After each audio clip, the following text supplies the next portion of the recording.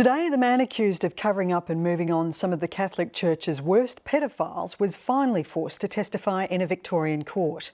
For decades, the former Bishop of Ballarat has avoided explaining how he dealt with complaints about numerous priests abusing dozens of children. 7:30 reporter Louise Milligan has tracked down a police investigator from the 1990s operation, which tried unsuccessfully to press criminal charges against the bishop for covering up sexual abuse, and a teacher who can prove she told the bishop about what was going on. This is her exclusive report.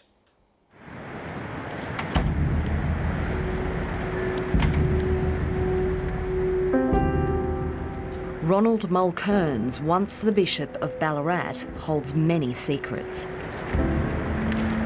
For 40 years, he has avoided answering questions about complaints of sexual abuse by priests in his diocese. He's also avoided answering allegations he moved priests on to cover up their crimes. Everything took place on his watch, not only in Ballarat, but right across the Western Districts of Victoria. Today, a Geelong magistrate compelled Mulcairns to testify in one case, ruling he was mentally able to give evidence. Mulcairns could no longer avoid questions about Father Robert Claffey, who is accused of 14 counts of indecent assault. Do you regret any of your actions in the past? In a short appearance, Bishop Mulcairns told the court on more than a dozen occasions that he could not recall events surrounding Claffey's alleged crimes. But the former bishop did remember that the priest had been misbehaving. When asked how, he replied, "In a sexual way. I don't remember detail." You seem to remember every milestone you achieved in the church. How don't you recall this situation?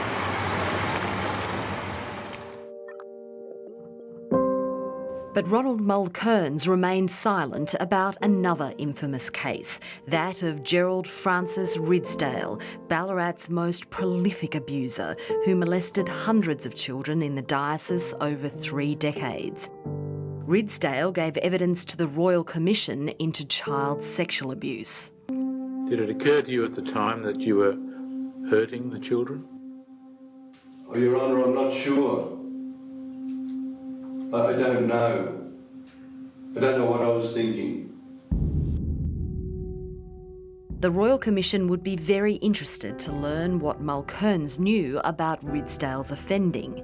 Bishop Mulcairns was told by police in 1975 that Ridsdale had abused children, and yet for 18 years Ridsdale continued to work as a priest, moved by the bishop from parish to parish.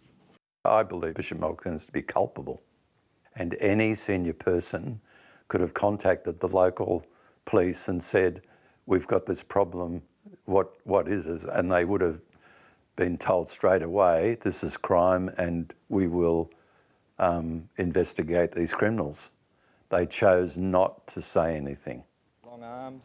Chris O'Connor was head of Victoria Police's Child Exploitation Squad when it was formed in 1993. One of the squad's first jobs was Operation Arcadia, an investigation into whether Bishop Ronald Mulcairns had committed a crime by helping cover up the crimes of Gerald Ridsdale. In today's parlance, the Catholic Church was more concerned about its name, its organisation, its brand, than it was about the very reason for it being, and that was the protection of the most vulnerable. Operation Arcadia was hamstrung by a lack of resources and the looser laws around child sexual abuse at the time, which classed the original crimes as misdemeanours. Its attempt to prosecute Bishop Mulcairns for misprision of a felony failed. But what it revealed about the character of the bishop left Chris O'Connor dismayed. Given that he was a man of the cloth, he was morally bankrupt to behave in a manner where he knew, or at least expected, that by leaving this person or moving this person to another church or district or region would in itself expose other potential victims. At no level could you argue in support of that. Anne Ryan was a teacher at St Coleman's, the primary school in the tiny Western Victorian town of Mortlake, where the Royal Commission heard Ridsdale abused every boy he could lay his hands on.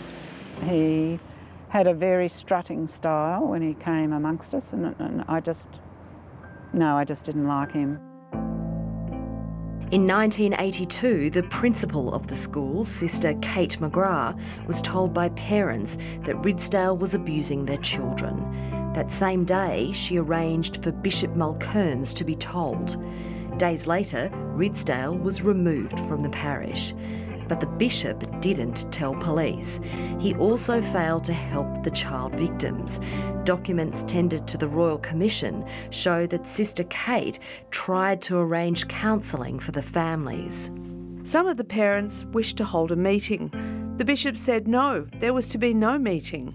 I asked that something be done for those children, and to the best of my memory, the response was that we could do nothing for the children. Sister Kate told me in recent times that he told her that would be admitting guilt to do anything for the children or to do anything at all. So what's your response to that? Horror, it's just totally inhumane response. Heartless. At any level and above any social, spiritual responsibility the man had. That was heartless. Anne Ryan didn't know why Mulcairns had removed Ridsdale in 1982. When she found out 7 years later from a parent of an abused child, she wrote and reported it to the bishop. Some years back, 1980 to 81, some very unfortunate happenings took place between the parish priest of the time and some young schoolboys. The bishop wrote back. And so here it says, I assure you of my own concern for all members of the diocesan community. However, it's difficult to reach out to people when one only hears of vague rumours of a general kind. Were you aware that at the time when this was sent, he was organising for Gerald Ridsdale to be sent to a treatment facility for pedophile priests in New Mexico? I had no idea, Louise, no idea. Left behind in towns like Mortlake were the victims. The town of Mortlake, we understand, imploded over the Ridsdale saga. Sons fought fathers because the fathers didn't believe the sons had been abused. The whole family networks just started tearing themselves apart because of what had happened. A shocking tragedy in that town. The Royal Commission will announce tomorrow whether it will compel Bishop Mulcairns to give evidence about what he knew later this year. For the victims and disillusioned Catholics he's left behind, it can't come soon enough. I think it is a very flawed and dysfunctional institution. I've never been back, and gradually all my beliefs and all the doctrine left my life.